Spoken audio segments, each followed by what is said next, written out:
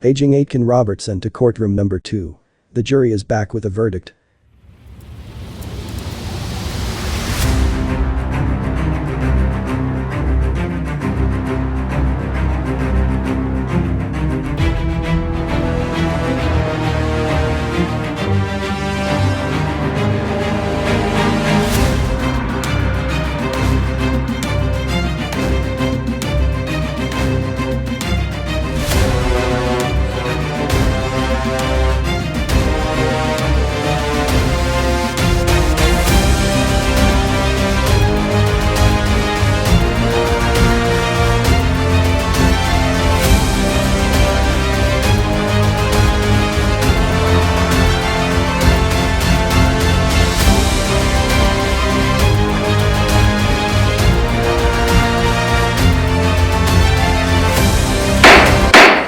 Members of the jury, how do you find the accused? Guilty or not guilty? Not guilty on all accounts, Your Honor.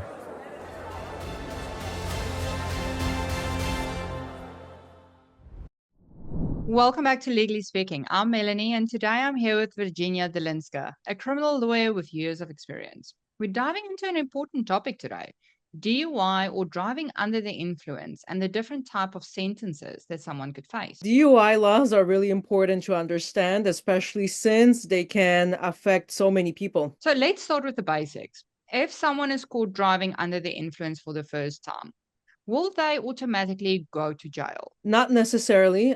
For a first-time DUI, jail is usually not the immediate consequence. Instead, penalties like fines, a driving suspension, mandatory education programs are more common. However, there are situations where jail time becomes a real possibility. So can you explain when someone might actually face real jail time for a first-time DUI? Sure. Jail time might be on the table if there's aggravating factors in a particular case. So for instance, high blood alcohol concentration. So if someone has extremely high alcohol concentration, the courts might take that seriously. There's dangerous driving or the location of driving. So for example, a busy highway, 400 series highway, while under the influence, that's particularly dangerous and could lead to harsher penalties. Having children in the vehicle. So if there's kids in the car, it's an even greater risk. Crashes or bumper to bumper near crashes.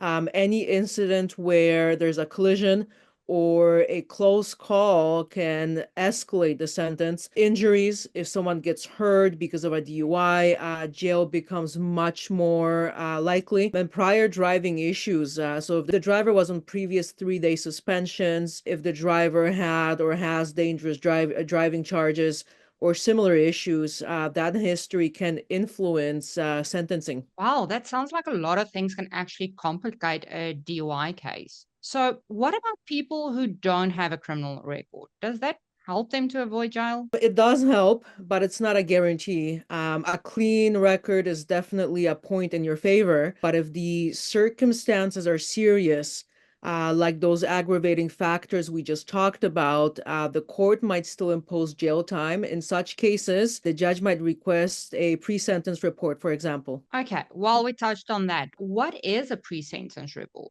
So a pre-sentence report is essentially a document prepared by a probation officer, and which is then provided to court with detailed information about the accused person. It covers things like background, character, and circumstances. The report helps the judge make an informed decision about sentencing. So how long will it take to prepare a pre-sentence report? So it usually takes around 2 months. During this time, the case might be adjourned to follow or to allow for the report's preparation. The delay can be stressful, but it is a critical step. Virginia, so what type of sentences can someone face for DUI if jail isn't involved? There's a few options depending on the case. For example, conditional sentence, which could include house arrest. So this is like serving a jail sentence at home. There might be conditions like wearing an ankle bracelet and following strict rules.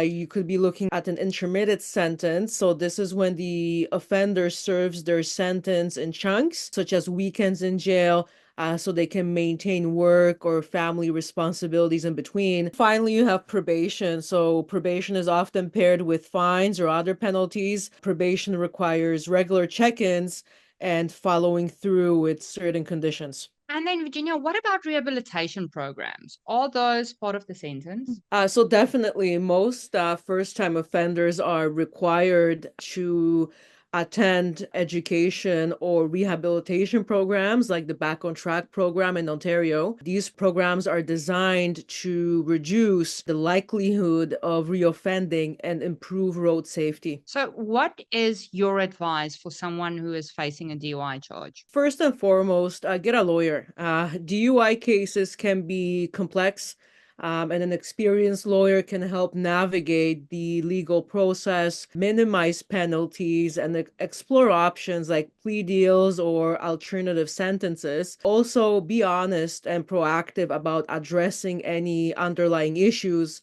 like substance use if that applies to you. That's wonderful advice.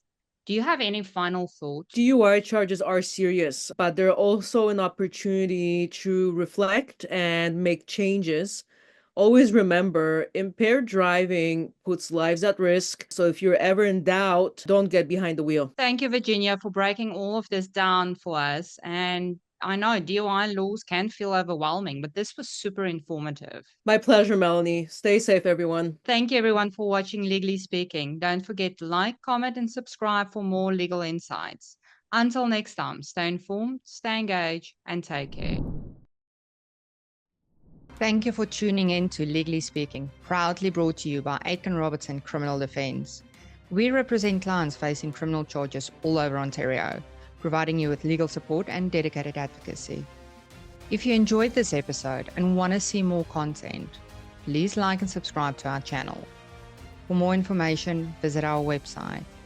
We also offer free books on various types of criminal charges, which you can request on our website or by using the QR codes on your screen now.